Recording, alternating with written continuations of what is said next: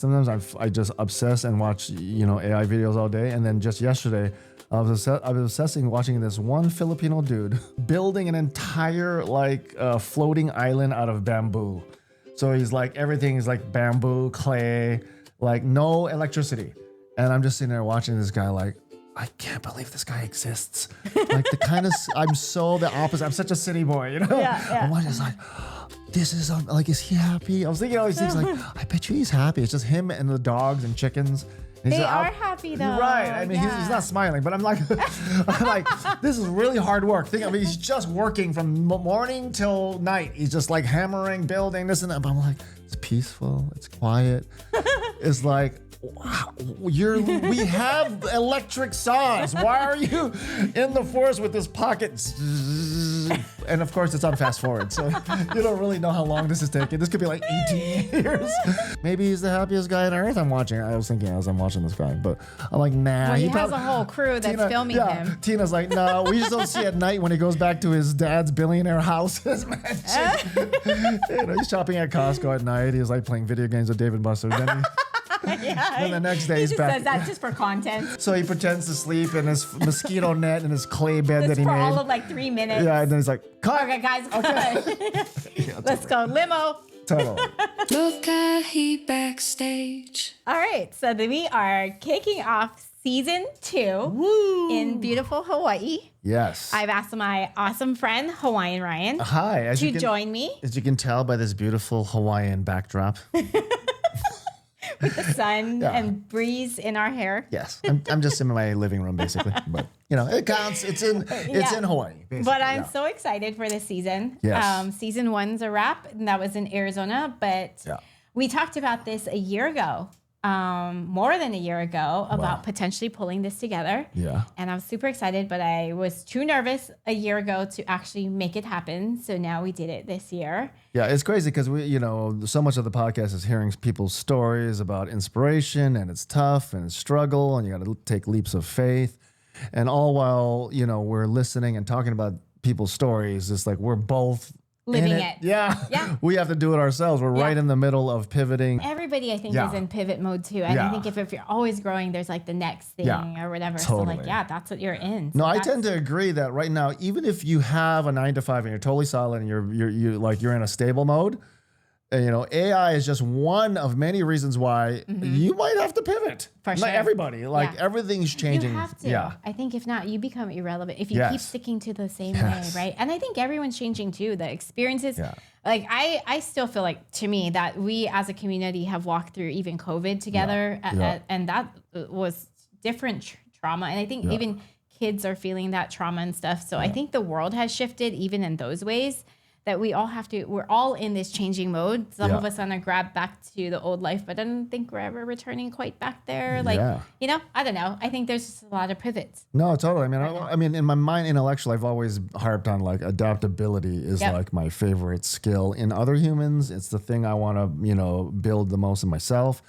Tina raising a 16-year-old and a 24-year-old, that's what we're trying to tell them too. Like, don't get too comfy because it's about knowing how to change when, things change. But really, as we're telling them, preaching them, being all parental, they're like, oh, let me watch you. What are you doing? You do the same thing. Yeah, it's so true. It's so much easier to just parent but with words. Yeah, can I just tell you just stuff? do it this way. Yeah, and then don't look at me while I try to do the opposite of what you're saying. Every time Lonnie comes home from school, and if I'm if I'm not working busy, I feel like maybe I should get up off this couch. I don't want to so I'm even though I was working I get up at 2 or 3 in the morning sometimes because I'm still on the morning radio. I'll go editing crazy. for and then I'll take a break, and she's just going to school at 7, right? Yep. And then when she comes home, maybe I've been working. So you're taking a nap and chilling out. But I sometimes wonder, does she think I do anything? I'm working, I swear. All day. All day you're laying here. Totally. Meanwhile, I'm we have a family chat. And I'm always giving quotes. It's it's the grind. It's it's those who persevere. It's never stop. And they're like, oh yeah, really, Mr. YouTuber? I'm learning, I swear. But That's so true. I think we're always in the state of like learning and everything. But okay, so like the reason why I've asked you to be part of this is in the whole thing. And so it does intimidate. Like we're friends. We've been friends for a long time. And that whole thing, you know the good, the bad, the good, the bad, and the ugly about me and my life and stuff. But still, because I know that this is what you do, and me being an engineer, totally not the radio DJ for the last 30 years. Such an intimidation factor to even be on this platform with you. For me, that was a huge step. But I knew I wanted, in this pursuit of what I'm trying to do is I knew I wanted to get better, learn how to, like, even to sit next to you and understand how you set this up, how you are doing it, after it, how you problem solve through it. I think for me, this is the reason, one of the, plus you're my great friend and you're so freaking funny. So like all those reasons, I thought, I really wanted you to co-host this season with me. Well, I mean, it's interesting because, me and Tina, my partner who's behind the camera right now, working all this like fantastic, awesome, amazing. And by the way, she came from like the dentist world. And when I met her, I just know, and you already can tell, anything she sets her mind to, she can just do. She does more than we do. That's my point. We're on the camera, but we just sit down. Right. Okay, so even in season 1, so let's talk about some of that stuff. So season 1, because I was by myself and I had to figure this out, and podcasting is all really new. I did a lot of prep, a lot of research, a lot of 3 a.m. So you speak my language because I'm a 3 a.m. or not 2 a.m.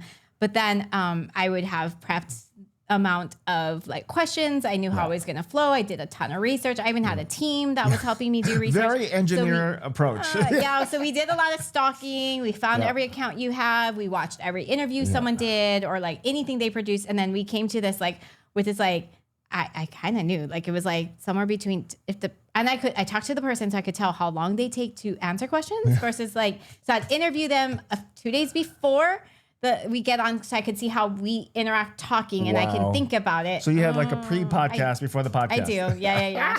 And then I had that all written down. And then, so I know if that person is a 8 question person or like a 10, 11 question person. Because I was trying to also hit the 45-minute mark. So yeah. It sounds like kind of No, but you know what? I will tell. Yeah, I will say this, right? It's not like there's one way to do it, right? Like when I like me and Sam in the Sam and Ryan show, who I did like 3 different morning shows with him. One in Philadelphia, and then one on 93.1, one on 102.7 The Bomb, and then 93.9 at iHeart. So 4 different radio shows with him, and we are very improv-y. Yeah. Like in fact, to the point where, like I told you, one of my tricks is don't talk to the guests before the thing, because it's so like they kind of come there like 10 minutes early, and then you do this 10-minute thing, and all the juicy stuff comes out, like, and it's the first time you're saying it, so everybody's like excited, and the story comes out, and then you're like, okay, start the interview, and then you ask them the same question, they're like, oh, like I was telling you, the thing, it was the greatest, man. Like, but you missed. No, tell the thing. You missed the part where so you learn little things like that. That me and Sam's preference was, we don't even talk to each other before. Like we'd say hi, good morning. That's it, and then we don't talk about like last night what we were doing, nothing, because we know when we hit the break at 6 a.m, that's all going to come out, and that version of it we found to be the most authentic, the most magical. But so that was like so not the comfort zone of like where I'm coming from, because I would be so prepared. Like we even had like them fill out a questionnaire. I had like I promise you, I had like literally. And look, I will say this. So for me, that's the opposite of the way I like to do it. But when I was in Philadelphia, I was on a show called the Chill in the Morning Show. And the what in the morning? His name is Chill. Oh, got it. So CHIO, yeah. So Chill in the morning. And when I was on his show, Chill was a totally opposite from Sam and me in the sense that he has OCD. So let's just start with that. Like, do you think I do? Well, I mean, it's OCD-like. Maybe an OCD adjacent. I had to, because it's very it's like the whole world is in Microsoft Excel sheet boxes, right? Yeah. So like, and I mean, one of the quirks Chio had was like he was hold his hands on everybody's mic volume, and the whole time you're talking on the air, he's like 7, 8, 7, 5. No way. 7, 3, 7, 2. Wow. So he's just watching, and you see it, and he's just going back and forth, just tiny bits, and he's adjusting, but nothing's happening really. Nobody can hear. What the? God bless you, Chio, but you're kind of nuts. But he was. It's just distracting you. You're like, what is he doing? Yeah, and we had the #1 show. I mean, it was like, it worked, so maybe. his way worked. I didn't want to like Chio. Sorry, he knows I don't like to do a show that way, Chio. I'm glad I left. It was a great experience, but I'm glad I get to come back home in Hawaii. And me and Sam we did it more our style. Yeah. But there's no right way. No, but Chio's an amazing radio guy. He's had a long career. Everybody in Philly and Jersey knows him, and he's a legend up there, and he still is, and he's amazing. But okay, that's another thing. The what? So I would come in at 4:30, which is already like different. Me and Sam, I come in at 5:59. Like what? So you come in at 4:30, he comes in at 5:59. No. Okay, so with the Chio show, I had to come in at 4:30, and morning shows start at 6 a.m. usually, right? Okay. So you like my job in Philadelphia, I had to be there hour half earlier. We're going on, and we all had worksheets. Yeah. That's like more like me. That's my point, right? But again, that's just not my style, right? So I got there, I'm like, and again, I've been in the business over 20 years by the time I'm doing this, right? So this is like my 8th, 9th, radio station. So I get there, I'm like, what the heck? You're forcing us to come at 4:30? Like I'll do my own prep and I'll be ready at 6. Like, and that's me and Sam, we understand it that way. In fact, literally because the thing I told you, we stopped coming in early because we'd end up talking to each other. And it ruins it. Right. So we both said, everybody just come in 5:59. Well, I don't care. Just as long as you get here before 6. And if you do get here early, it's silent. We don't talk to each other, right? No way. So we found that way to be our favorite. When I get in with Chio, I'm serious. Everyone's at their desk. You have your worksheet in front of you and you have to fill out like 6:05. Here's what I'm going to say. Here's what you're going to say. And then I'll say this. And I had to write my jokes and punchlines in the thing so that Chio would know. And then I had to raise my hand. Like when it's my turn to talk. But no one can see it though. Nobody can see it. But that's the signal. So picture Chio, 7-2, 7-3, 7-5, 6-2-3. Nobody can hear what he's doing. He's changing. He's watching. He's doing this, right? And then everybody, when it's your turn, and then plus he's got the sheet in front of him. So he'll know. So he's like he's about to drop the joke. He's like 6:07. Okay, Jamie just did the joke about Taylor Swift. Okay, and here comes Ryan with the Travis Kelce joke. Okay, good. Boom. Okay, but I can see it though, because like you can. Yeah. Okay, so that's kind of like how I would function. And that's all I wanted to tell you. Like that's not bad. It's not wrong. It's just you're gonna get. Maybe I would get along with Chio. Exactly. Like I would notch it up. Like we'd be like, if you were 3 seconds too early. Wait, hang on, 1, 2, 3. Now it's time for your joke. Exactly. Like you said, 6:06. So I'm glad working with you. I was worried, like a little bit. Is Jamie gonna be an Asian Chio? I wonder. I was like, oh no. But then at the end, you kind of, I think, because you were like. Chio was a legend in the game. He was older than me. He was like, so I got there. I was just like, okay, we'll do it your way. He was the lead of the show, right? Yeah. But you kind of gave me the like, okay, right, let's do it. I wanted to learn, but it was always uncomfortable. Right. And sometimes I would sneak cheat and do massive research behind the scenes. But you see, that's okay. I could only do it on the people who had platforms. Like some people don't have as much like out there, and so like I by the way, that part, me and Sam both were like that. Like, do the research is different, but all we wanted to preserve was the spontaneity and the authenticity of the conversation. I can see that. You know what I'm saying? So it's like, it's really a philosophical difference, right? Like the product of the conversation, which now is because of podcasting, the conversation is like $1 billion industry, right? And literally, it's affecting elections. It's like this last election, they're called the podcast election. Because like Trump went on Joe Rogan, Theo Vaughn. Like Theo Vaughn, a rolled rules contestant, is now like demanding which way the nation's policy is being steered, right? Yes. So like the conversation is such a science, an art, a byproduct of like capitalism. It's like this huge industry and business now, right? So my philosophy has always been like the magic and the spontaneity must be preserved. Mm-hmm. And so not too much planning can like choke out that the magic of like what people say in the middle. Like, in real life, you don't think, you're just talking to people, right? And they say something, you hear it, you know, like what's that, the advice in acting, like real acting is reacting.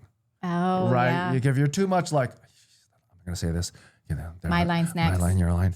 Okay, that line, my line. It's like, that's hard to act that way, right? You have to like forget, and you're a person, and you're being held up by gunpoint. You can't be like, you got to be scared. Yeah, right.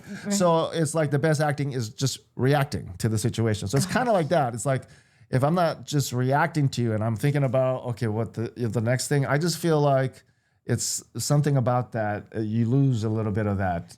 You're 100% right. So for sure. So I think so through all of this, we certainly leaned in your direction. I trusted. I think so. The direction. Except sometimes I like to talk to people when I first see them and stuff. You're like, stop talking. Stop saying that. But because then you're forced to go and pull it out of them right in the podcast, right? Yeah. Like, okay, and even if something as innocent as where you grew up, or like, you know what's his name, especially in Hawaii, right? Yes, you know who, everyone knows everyone, yeah. And so if you look back at some of the podcasts, you'll see that. I mean, like I've heard Kealoha's story a billion times. Like these, and by the way, I'm sending you all like people that I, really like. These are, I just happen to be friends with really amazing people. Well, they are amazing people, right? And but so that's another thing new is like too, because all of season 1, they were all connected to me, so I knew stuff about them, and I even knew the depths of them, and could kind of bring that out.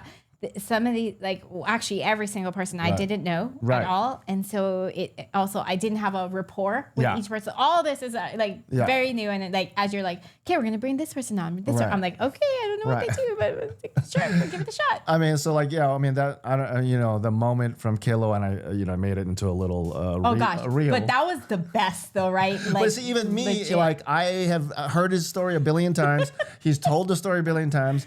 But that moment, right? It's like it couldn't have been planned. No. He didn't even know that was going to lead to that.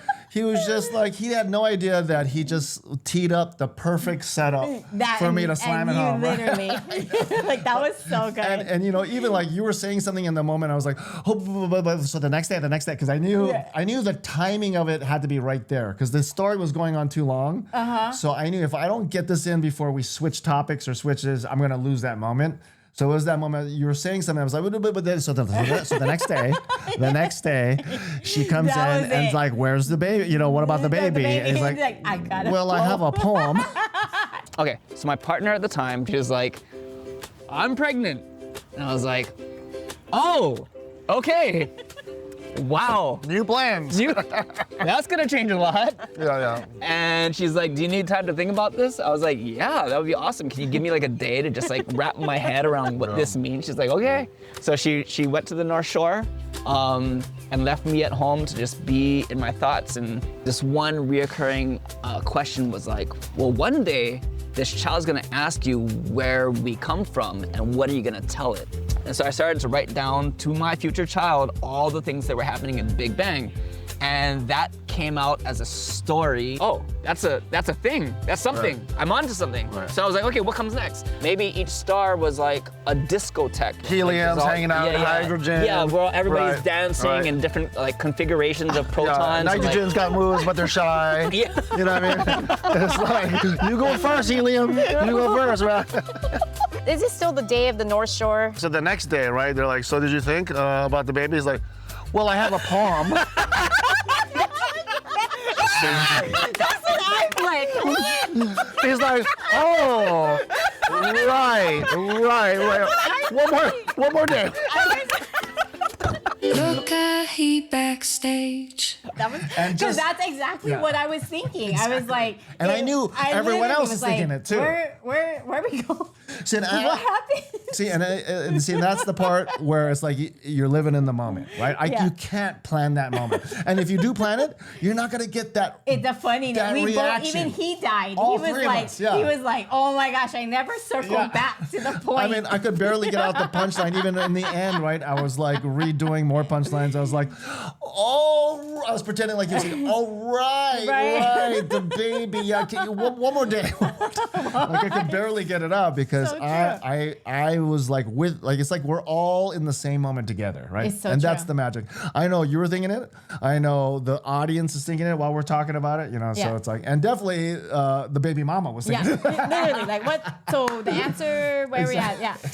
Okay, so here's another thing I have to ask you, and this is totally live. It's so one of the things when I was first recording, my husband would listen to the podcast and he goes, "Stop interrupting people."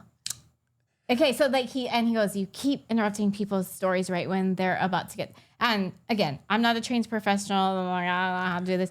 And like he said, "Stop doing that." So during some of the later episodes that I recorded in season 1, I was like, okay, very conscious about how I was cutting people off.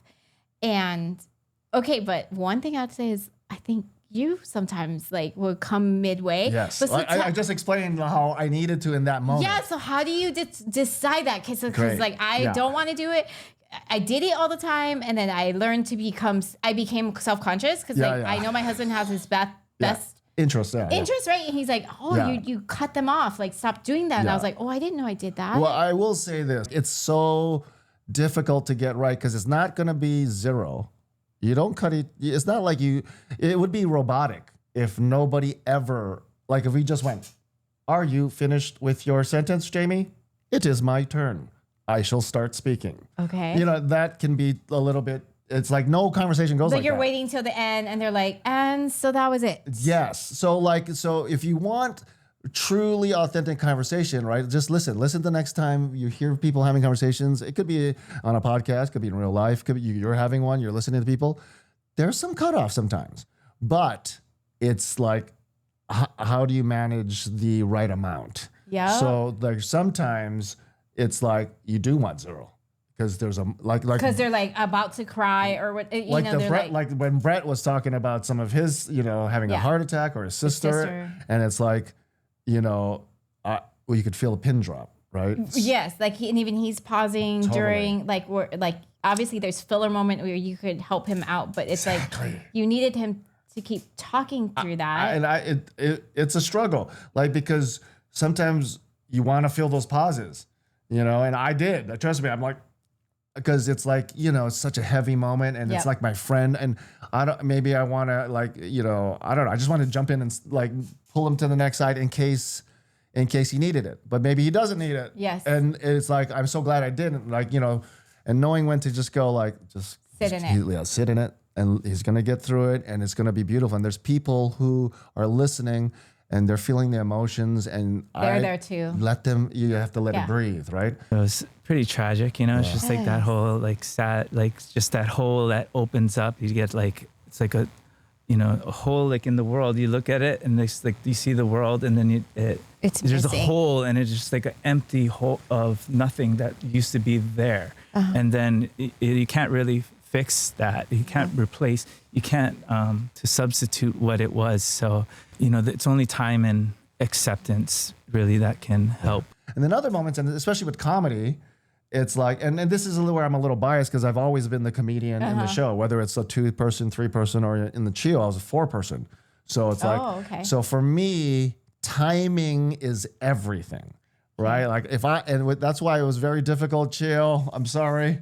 But it was difficult to raise my hand, and then by the time it's my turn, I can't make the joke because they passed. A couple topics passed already. It's like I had the joke, I raised the hand, and then 2-3 people said something, and they're like, something Taylor Swift, and it's like we were talking about that 17 seconds ago. Like that's not even funny anymore. Exactly. It's all about when it's like so I do believe in 30 plus years in doing this. When I was younger, I did cut people off in ways that it wasn't that skillful. It wasn't that great.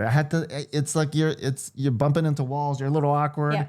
You feel like a baby giraffe being born. You're like, you're trying to. But again, this is I've been doing this for so long. That's the reason why I literally in some of this, I would say season 2, I kind of sat back a lot more and kind of let you do some of your magic too. Although we both are kind of doing this, but I've really enjoyed being part of that because I think I certainly have a lot to learn in that area. Because again, it's like don't cut off, then cut off. Then I'm like, he's doing what my Ryan says not to do, but he's doing it. Yeah, no. He's supposed to like I'm like, well, maybe I'm right. I don't know. See, I think it's the same thing like me and Chio. There's different styles, different ways to come at the same problem. So I'm not going to say Chio is wrong. You're wrong, Chio. But I don't want to do it your way. And that's great. And so the beauty about this is like, he's like, you don't have to. He'll do it his way. I'll do it my way. And we both had successful careers in radio. You know what I mean? So it's like, there's no real right way. I just know for someone, I'm not just a radio person. I'm like a comedian in the radio spot. Okay. So, like, you know, punchline is the end, right? So it's like conversation. There's like a little bit of a rhythm, right? Blah, blah, blah, topic. And I come home with the slam dunk, a punch, dunk. You know, it's an exclamation point, right? So if you show in that you're good at that, everybody wants you to do it. So it sounds like an interrupt sometimes, but like Sam is like my favorite partner in this because we've had the show the longest together. So he knew. Hey, you're still a rookie. Sorry, compared to Sam. Hey, just because. No, we're in radio, podcasting, radio. Hey, you're just starting, girl. You're just starting. She's just learning. Hey, she's good. But me and Sam is like, come on, for years and years. Yeah. I get that. Right. Like, and so, you know, at the end of the day, he can't wait to get out of the way. Like, he'll set it up, and as soon as I go, he's like he lives to pass the ball. Like, I'm not trying to do the punchline, you know. So he knows how to get you there. That's so finding awesome. that chemistry, it just takes, you know, years. Now, obviously, or even the right. I think it's the right the person, the chemistry. Even if it's years, you don't always get that. But no, and you know, we joke about it, but you know, me and Tina are really good at that. But it's like, you know, at the end of the day, hers came in from like, I'm just a rookie here. And so we didn't have the story of her having to learn how to do that. She just knew right away. It's like, since you're the radio guy and I'm learning, I had to get her to talk at all at first, right? It was like, and then she would talk. She's like, is that right? You know what I mean? So it's like, that was never a problem with us but whereas me and Sam, it took a little minute to kind of know, like, you know, how to do that. So what's Sam doing now? He's like me. He's probably like pivoting. Yeah, pivoting. Remember, whenever you say pivot, I keep thinking about the Friends like episode. Come on, like, is that not true? That's the only that word belongs to that scene. The couch, pivot. And that's kind of how you feel when you're pivoting in life, right? Yeah, like, I can't get the couch up the dang stairs. So relatable, right? Okay, so let's talk about also like, so one thing we did unique to this, the season one was all in my studio. We had it all set up. We had professionals set that up, like, and then we tweaked and whatever, but we knew who sat where and everything was perfect as can be. But when I had talked to you about, even before I did season one, last summer, we talked about how cool it could be that if we, like, Hawaii is so beautiful. Yeah. Let's go and showcase Hawaii. So during season 2, you will see that we literally changed spots. So you will see this. Like, so tune in to each of these episodes because we literally change spots every single time. Not even close to the same areas. Right. And very different environments. Yes. Like, very, like, ocean side, restaurant side, like windy, raining. We had it all. So let's talk about how, like. Well, let me just say, let's talk about that. I've podcasted in this house like for a long time, and it's the same thing like you. And when it's set up, lights, everyone knows your place. You just sit down, push buttons, all ready to go. Yep. But we've always had the fantasy of like, you know, it's Hawaii. Yeah. Let's get out there and show the beautiful. It is beautiful. But I always thought in the back of my head, like, I don't want to have to deal with like, like if you're outside, literally the sun's changing. It changes. Like, so you have to adjust. Yeah. It got So these are all things that I knew we would face. But I just, like, when you said you weren't going to do it, I'm just like, you know what? Let's finally give this a shot, right?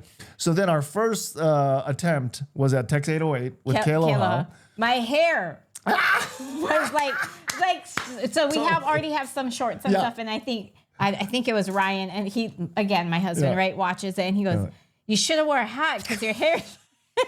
So I can't cut people off, and now I have to wear a hat. No, but hey, look, it was windy. Yes, it was really windy, and I just thought, and plus every day these technologies and softwares get so much better, I thought, well, this is a good time to test some of the new stuff AI? where you can, you can reduce noise. You can so I was like, let me just do it. Maybe I'll be able to handle it, right? But at the end of the day, it definitely proved to be more challenging than I could have ever thought. And that one we were like, let's just sit there we were at a restaurant, and then so we ordered appetizers. And we were just like, it's just friends over food, and we're just chilling out, and it's like Hawaii. And so that was the vibe we were going for. And then I get back to edit it, and then you and Kayla are not eating. I'm the only one eating. And I told Tina, oh my God, why is my fat butt sitting here chewing on fries while he's talking about his baby? And I'm like, oh, so you won't know it because I did a good job. I painstakingly had to shut me up from chewing on food. Yeah, it was even cutting different angles because as he's talking, I'm like, huh? I didn't even notice it. I'm like, oh my gosh. You know, it's funny because you don't notice that. I don't think you notice that when you're. Totally. So I would say during it. Yeah. I wouldn't notice that. What the heck? Yeah. Ryan's like, what a pig. Or I know. I didn't notice that because I think that's how you. Yeah, we are as people. I was just laughing because I was thinking it would have been better if everybody was eating, but it's just funnier because I was the only one. So anyway, that's so funny. I love it. That's like eating popcorn into the movie, and you're just you're going. Feels for like it. it's so loud, in your own head, right? So then the second one was the Johnny Helm one in Coffee Talk. Yeah. And then. So you would think that one would be better because we were indoors. Yes. So no hair. The hair was under control. Right. And then so that's a set environment. And we had our own room. Right. But it was all, if you remember, it was all glass window. Yes. Yeah. So it was very echoey. Yeah, that I would agree because we were in an enclosed room. Right. So it was just different audio challenge number 2. I remember we were trying to do it without disrupting people too. We kind of just wanted to blend and be there. I remember there was some guy on the table. We're like, no, you're good, you're fine, or whatever. And then he's like, I think I'm gonna move now. No, it's So that again, and then that one had light too. And the light issue. Yeah. So again, same thing. Even though we're indoors, the light was changing. Because of the sunlight. Right. Right. So these are just things that, again, was just, it was everything like we're saying. You're taking a step out of that comfort zone. And these are some of the things, but we're learning, right? That's the whole point of what you're doing, right? Uh-huh. Is stepping out into these, come out of your comfort zone is not comfortable. No. Literally by definition, you're leaving that comfort zone. And, there were moments where I was like, why did I should have just stuck why are you taking risks? Just do it how you know how to do it. So, so we got this. But it's so beautiful. Okay, so looking back at that, and I've seen some of the previews of some of these, and it's so beautiful. So it certainly has. It turned out, beauty great element. Yeah. Versus in a room or couch or whatever it is. No, so I agree. I don't know. So I appreciate the effort we went through to. And we're realizing that we busted out the good mics. We brought back the headphones. Now we got this killer Rodecaster Pro 2, and it's actually pretty portable. Mm-hmm. And now it's wind is way better. We've But tonight we had rain. A little bit of rain, but we had the tent. So we're adapting. Yeah. We're solving problems as they go, but we're adding new skills. And not only that, I became a little bit better of a sound engineer because I was hours and hours of asking ChatGPT how do I do the noise gate, the high pass, the equalizer, and literally, just learning more and more. So I accidentally took this audio course. Oh my gosh. So again, I look at all of that as positive, right? These are all things I wouldn't have gone down these rabbit holes if I didn't throw myself out there and try to. So I'm stoked now. I'm definitely glad. The challenge is. I think we overcame a lot. So, what would you say for season 2? Between all of our guests, is there a common theme or very different themes? I mean, what was your favorite part of it all? Yeah, I mean, I think the common theme is it is that. We're going back to the beginning of what we're talking about. It's that adaptability factor. That everybody's story is look. I think for all of us as humans, the way we're made, there's this weird paradox where you can't just settle and then it's all over and you're happy. I think we have that idea, right? Mm-hmm. When I get there, I'm going to be happy, good. And then I'll get my dream, whatever it is, and then you're just done. Yeah. Thank you. I'm going to get there, and it's going to be good, right? And then you realize, I'm listening to your story, my story, everyone's story is like, no, you put yourself out of that comfort zone, then there's struggle, discomfort. You're out of your way. And then you have to kind of, grow the muscle. You have to earn, go through that fight. So I think that's the theme really, is that don't try to escape it. Go right into it and don't be surprised. It'll be there, and just toughen up and get through it. You got it. We're all doing it. We're all a little freaked out. So we're all taking, all taking jumps that are kind of out there. I think it's what's really cool. So of course, these are all folks that you brought, to talk to. And certainly they're different from season 1. Yeah. A lot more on the artistic side, entertainment world, which that wasn't so much the focus of the first season. Yeah. But I would say one thing I did see is, as I looked at, first of all, that like for me as an engineer, holy moly, that is like, yes, I stepped outside of my comfort zone, and that's to me as artistic lifestyle is even more. I don't know. It of itself creates a greater risk in and of itself, right? Is I don't know. As an engineer, starting salaries and with 2 years experience, what you should be getting. But you know what's interesting about that? We talked about this a lot, and this is another thing that came up a lot.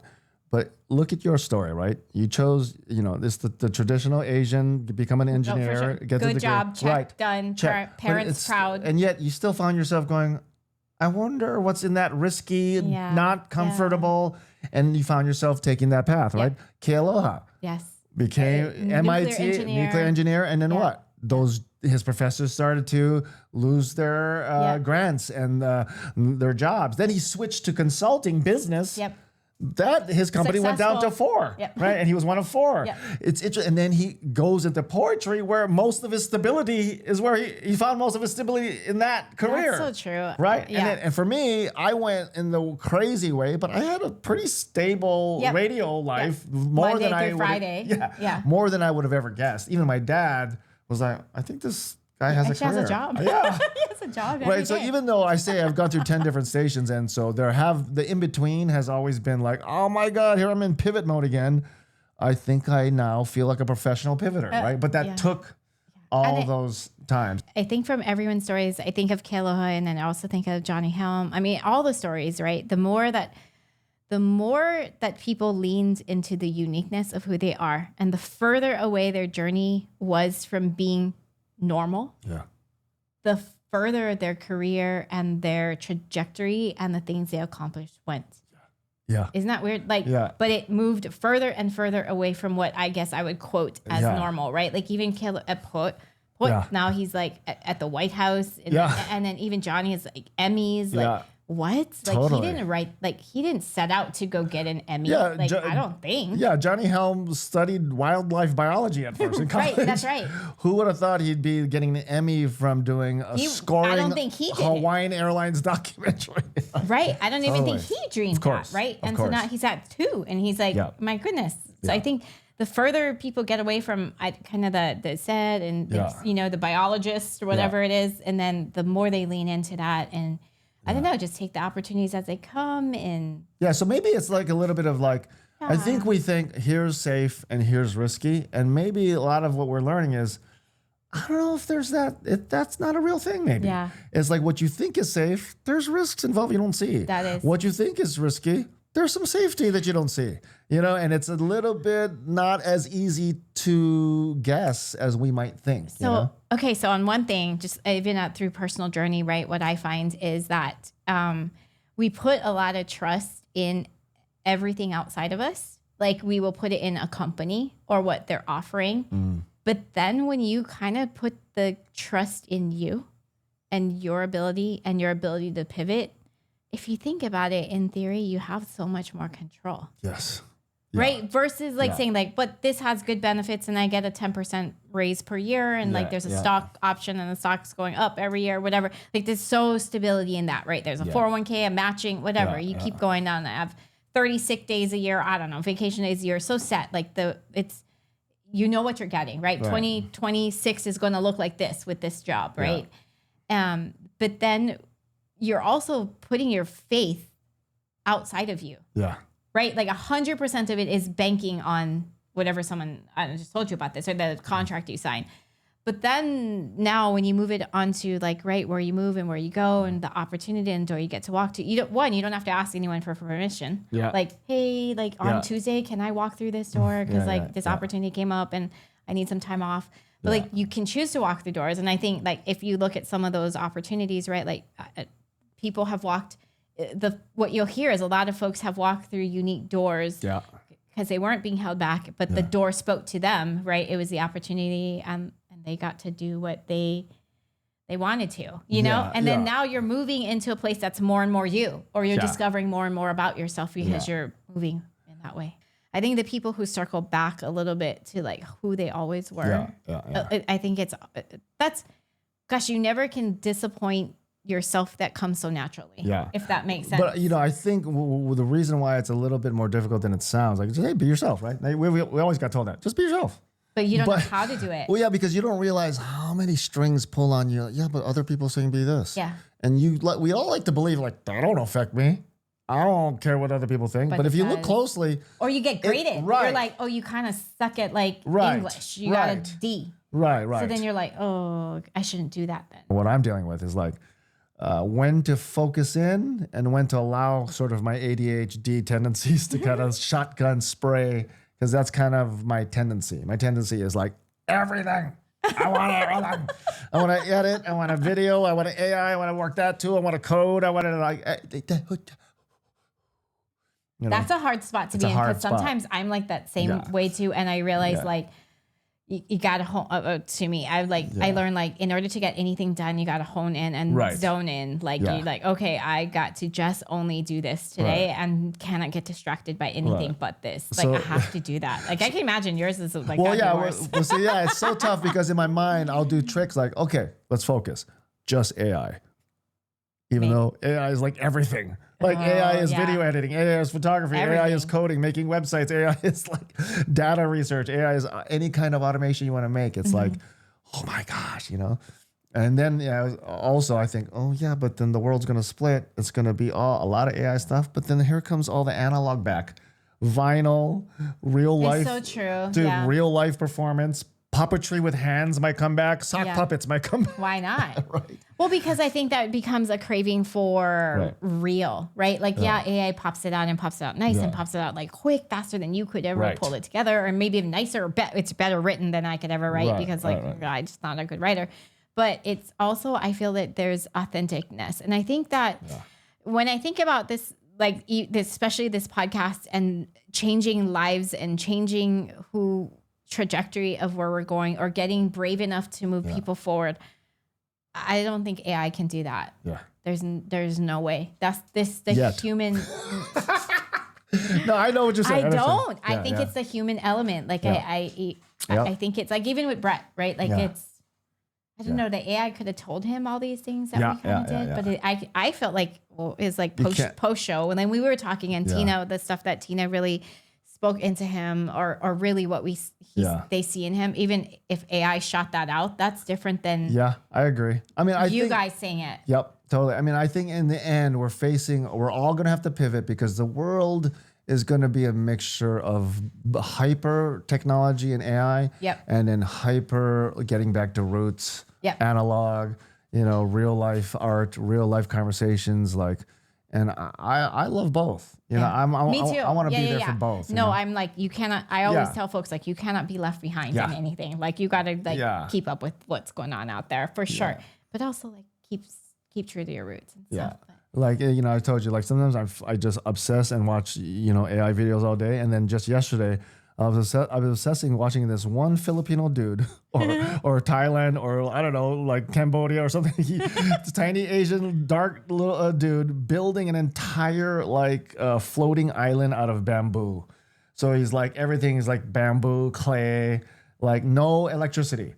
And I'm just sitting there watching this guy like, I can't believe this guy exists. Like I'm so the opposite. I'm such a city boy, I'm just like, this is like, is he happy? I was thinking all these things like, I bet you he's happy. It's just him and the dogs and chickens. They are happy though. You're right. I mean, he's not smiling, but I'm like, this is really hard work. He's just working from morning till night. He's just like hammering, building this and that. But I'm like, it's peaceful. It's quiet. You know? Why are you watching this? I think it's because my brain's kind of well, it's because I think it's like it's being magnetized towards like super hyper technology and then super opposite. I just think the world's going that way. So my mind is just interested in like, it's like, wow, we have electric saws. Why are you in the forest with this pocket? And of course, it's on fast forward, so you don't really know how long this is taking. This could be like 18 years. He's like in the forest. I'm like, dude, he's building his own canoe just to get to the forest and back and forth. So part of me is like, dude, come on, I'll take you to the store. Let's get it. You know? But then part of me thinks, how joyful is his life? I wonder. I mean, he might have it all figured out. Maybe he's the happiest guy on earth. I'm watching. I was thinking as I'm watching this guy, but I'm like, nah. Well, he has a whole crew that's filming him. Tina's like, no, we just don't see at night when he goes back to his dad's billionaire house. His mansion. He's shopping at Costco at night. He's like playing video games with David Buster. Then the next day he's back. Says that just for content. I mean, it's got like millions of views too, right? Like, what the heck? So he might go. You came across it. So he pretends to sleep in his mosquito net in his clay bed that he for made. all of like 3 minutes. Yeah, and then he's like, cut. Okay, guys, let's go. Limo. Totally. Who knows? But either way, my mind is, for whatever reason, I'm kind of like being attracted to both ways that I think the world's gonna go. You know, so my pivot is kind of a little chaotic right now, but I mean, I do have that sense of feeling like this is my favorite time to be alive. If it were, you know what I mean? I'm just saying, it's like for growing up and all the things I wanted to do, but I don't have enough money. I got to hire this. I got to like raise funds. And now with these technologies, you can just try stuff that I couldn't be able to do just a year ago for free. Yeah. You know, all these tools, Google, they're all fighting to try to like say, no, try ours. Ours is free. You can just download on your computer. Use it as many times as you want. I'm like, really? It's like, it almost feels like cheap. But I think that's where we're at, you know? I think it's so funny that you feel that way. Part of me is like, I mean, I love it, but at the same time, I'm also like, like it's a lot, and I'm kind of glad that like, whereas you're like, you wish you were young and this is all happening. I'm glad I'm not. Well, I say that about social media. I say like, I'm so glad nobody. You didn't grow up with social media. I'm so glad I didn't have a phone. All my mistakes are on VHS and ain't nobody gonna see it. No. Yeah. But anyway, so season 2. Yep. It's been fun. Yes. I've truly enjoyed it with you. Yeah. And maybe we'll have to do another Hawaii edition. There's definitely more folks out there. Definitely. In Hawaii. And I love Hawaii. No matter what, Hawaii is home. The people of Hawaii is home. We had that on tape. Hawaii's home. We're gonna try to steal her back from Arizona. You heard it right here on Lokahi Backstage. They know. I think they all. In Arizona, I don't think it's I don't think people question that. I think they all know Hawaii's home. Like it is. Okay. It is. It's the people. It's where I don't know. It's just different. Hawaii's just different. But Arizona's great. But thanks so much for being part of season 2. Thank you for inviting me. I couldn't have a better person with me.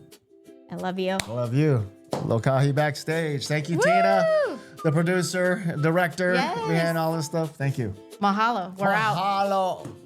Out. Lokahi Backstage.